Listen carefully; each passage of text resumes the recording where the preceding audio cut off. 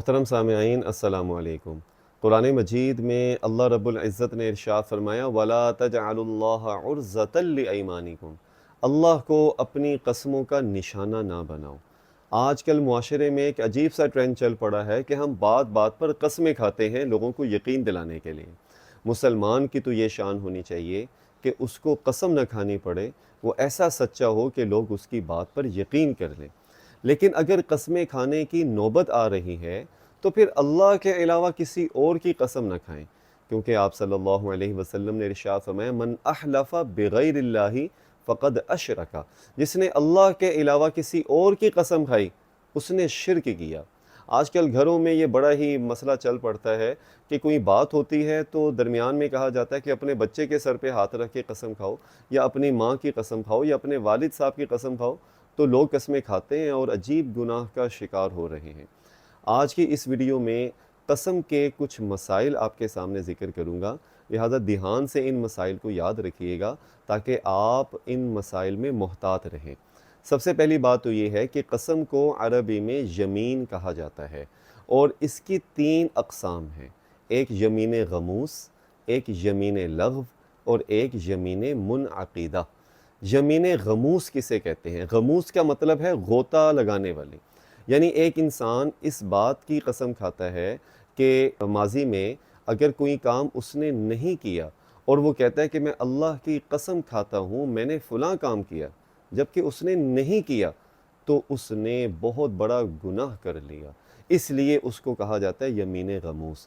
اس کا کفارہ نہیں ہے، لیکن اس پر اللہ کے آگے شرمندہ ہوں اور توبہ استغفار کریں کہ آپ نے جس ذات کی قسم کھا کر جھوٹ بولا ہے سوائے توبہ کے اس کا گناہ معاف نہیں ہوگا۔ یمین لغو کسے کہتے ہیں؟ لغو کا مطلب ہوتا ہے فضول، یعنی ایسی قسمیں کہ عام طور پر انسان کو عادت ہوتی ہے کہ بات بات میں وہ قسم کھا رہا ہوتا ہے کہ قسم سے میں نے قسم سے یہ بار بار یہ جملہ ادا کر رہا ہوتا ہے، تو اس پر نہ مواخذہ ہے نہ کفارہ ہے، بس اپنے اس عمل سے وہ گریز کرے۔ ایسے کام فضولیات قسم کے ہیں۔ اور یہ بھی ہو سکتا ہے کہ ایک انسان نے کسی سے بات سنی کہ فلاں آدمی آ رہا ہے، اور اس نے دوسروں کے سامنے جا کے قسم کھا کر یہ بات کہہ دی کہ فلاں آدمی آ رہا ہے، لیکن وہ آیا نہیں، تو یہ بھی یمین لغو ہی کی صورت ہوگی۔ تیسری قسم جو ہے وہ ہے یمین منعقدہ۔ یمین منعقدہ کا مطلب ہے کہ اس طرح قسم کھائی کہ اللہ کی قسم میں آئندہ فلاں کام نہیں کروں گا۔ اگر اس نے فلاں کام کر لیا جس چیز کی قسم کھائی تھی تو اس نے اپنی قسم توڑ دی، لیکن اللہ رب العزت نے ارشاد فرمایا کہ اگر تم نے قسم کھائی ہے کسی چیز کی وَاحْفَظُوا أَيْمَانَكُمْ، تو اپنی قسم کی پھر حفاظت بھی کرو، اس کو پورا بھی کرو۔ اگر اس طرح کی قسم کھا لی اور اس نے قسم توڑ دی تو پھر اس کا کفارہ ادا کرنا ہوگا۔ اور قرآن مجید میں اس کا کفارہ کیا ادا کیا گیا ہے، کیا بتلایا گیا ہے؟ فرمایا فَكَفَّارَتُهُ إِطْعَامُ عَشَرَةِ مَسَاكِينَ مِنْ أَوْسَطِ مَا تُطْعِمُونَ أَهْلِيكُمْ أَوْ كِسْوَتُهُمْ أَوْ تَحْرِيرُ رَقَبَةٍ فَمَن لَّمْ يَجِدْ فَصِيَامُ ثَلَاثَةَ أَيَّامٍ۔ 4 کام اللہ نے بتلائے ہیں کہ ان میں سے کوئی ایک کام کر لیا جائے۔